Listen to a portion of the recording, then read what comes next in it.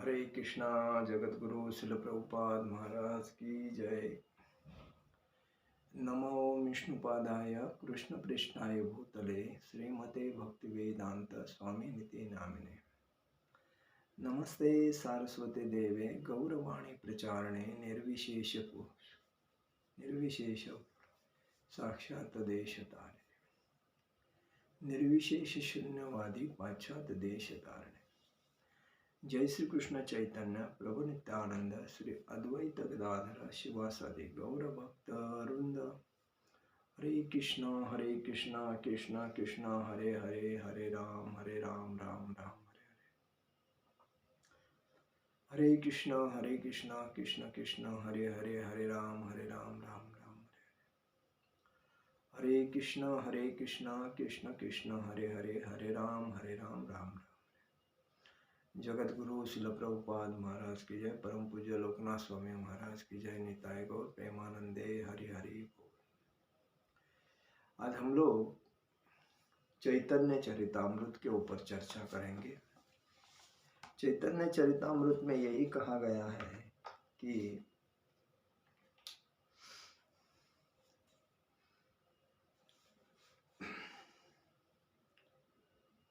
एतदिश नमिशस्त प्रकृतिशोति तदगुणे न यजुते सदात्मा शौर्यस्था बुद्धि सदाश्रया।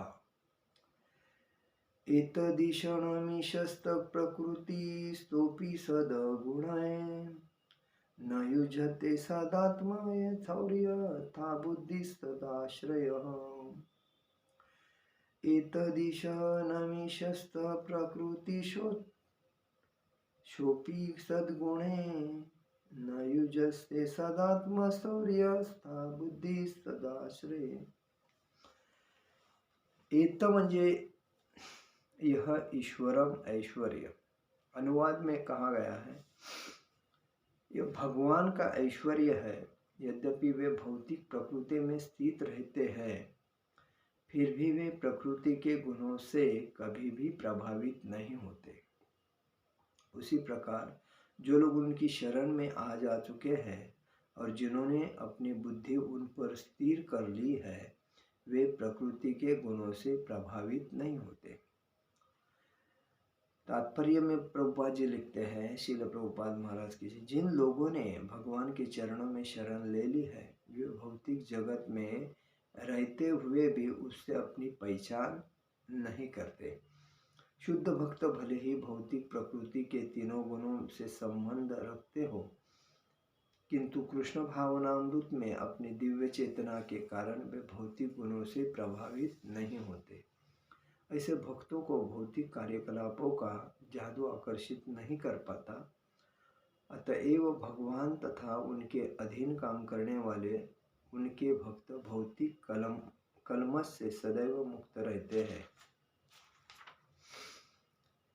सेहिति न जनेर तुम्ही परम आश्रय तुम्ही मूल नारायण इथे की संशय। सेही मतलब आप इन तीनों पुरुष अवतारों के परम आश्रय है। इस तरह इसमें तनिक भी संदेह नहीं है कि आप आदि नारायण हैं।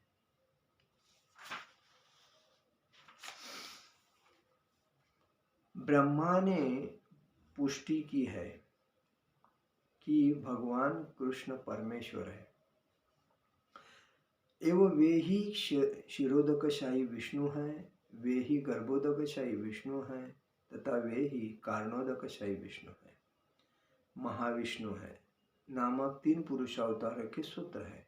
अपनी लीलाओं के लिए भगवान कृष्ण के चार मूल्य प्राकट्य है, अर्थात चार कौन से? वासुदेव, संकर्षण, प्रद्युम्न और अनिरुद्ध। प्रथम पुरुष अवतार जो कारण सागर में महाविष्णु हैं और समग्र भौतिक शक्ति के दृष्टा वे संकर्षण के अवतार हैं, और द्वितीय में गर्भोदकशाही विष्णु है जो प्रद्युम्न के विस्तार है, और तृतीय अवतार में क्षीरोदकशाही विष्णु है जो अनिरुद्ध के विस्तार है। ये सभी वो नारायण के ही प्राकट और प्रकाश की कोटि में आते हैं, जो श्री कृष्ण के प्रकाश है।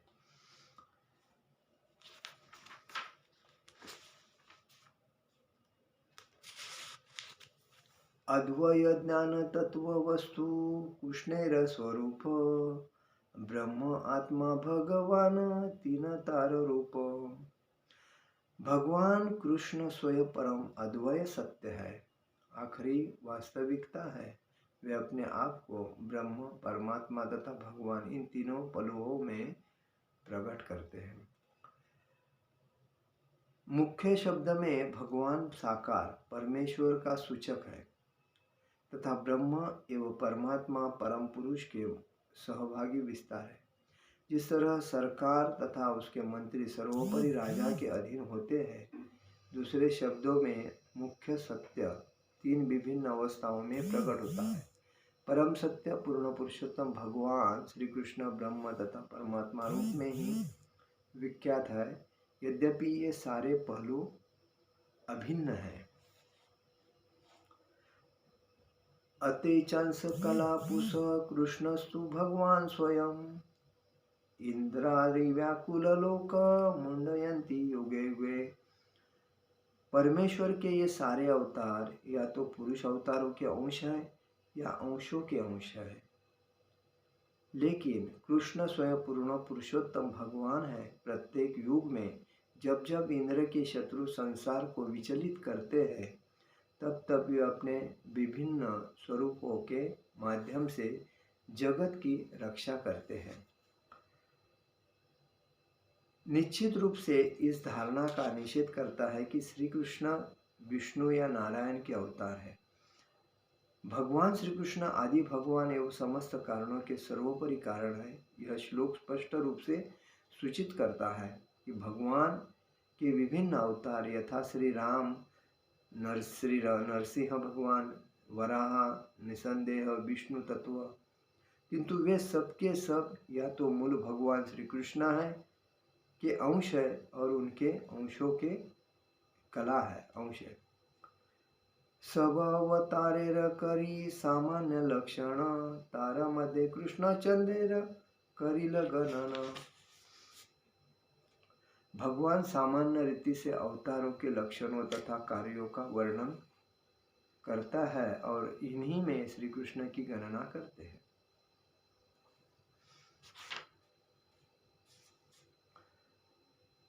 अनुवाद मनुक्ता तु न विधेय मुदीरयित, न हलबाब्दस्पद किंची कुत्र चिस प्रतिष्ठित। कर्ता के पूर्व उसकी निर्दिष्ट बात का प्रयोग नहीं करना चाहिए, क्योंकि समुच्चय आधार के बिना वह खड़ा नहीं रह सकता। यह अलंकार नियम एकादशी तत्व के 13वें स्कंद के शब्दों के अलंकारिक प्रयोग के संबंध में आया है। अज्ञान कर्म विधेय को ज्ञात करता है उद्देश्य से कि पहले नहीं रखना चाहिए, क्योंकि यदि कर्ता पहले नहीं रखा जाता तो कर्म विधेय का कोई अर्थ नहीं निकला। देखिए, आज हम लोग इस अध्याय में क्या पढ़ रहे हैं। भगवान नारायण के चतुर्भुज रूप है, मतलब चतुर्भुजा है उनको, और वो क्षीर सागर में रहते हैं। तो इसमें क्या दिया है कि भगवान जो नारायण है वही भगवान श्री कृष्ण है, जो उनके तीन रूप है। एक मतलब भगवान कृष्ण परमेश्वर है, वे ही क्षीरोदकशाही विष्णु है, गर्भोदकशाही विष्णु है और कारणोदकशाही विष्णु है।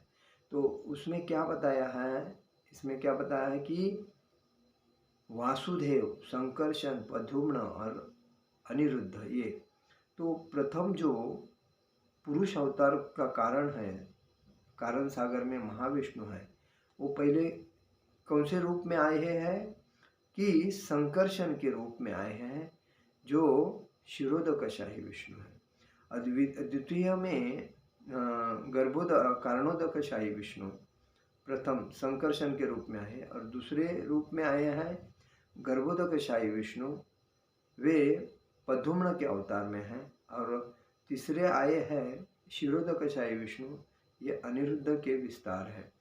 तो कहने का मतलब है, हम लोग बोलते हैं भगवान श्री कृष्ण ये पुरुष अवतार है, उनको दो भुजा है और वो उन्होंने जो लीला की वो लीला अपरंपार है।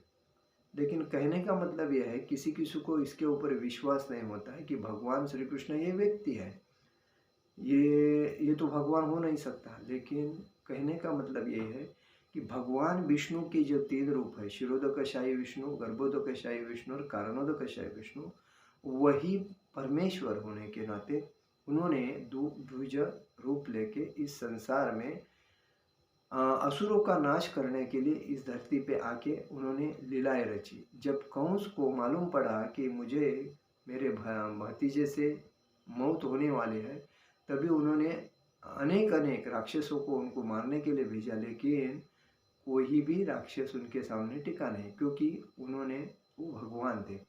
उन्होंने गोवर्धन पर्वत को एक उंगली में उठा के लिया और सभी गोपियों और ब्रजवासियों की जान बचाई, क्योंकि इंद्र के क्रोध के वजह से ही उनको अलग अलग रूप लेना पड़ा। और उस रूप लेने के बाद उनके अलग अलग रूप के वजह से उनके नाम पढ़ने लगे, कौन से अवतार आना पड़ा हो।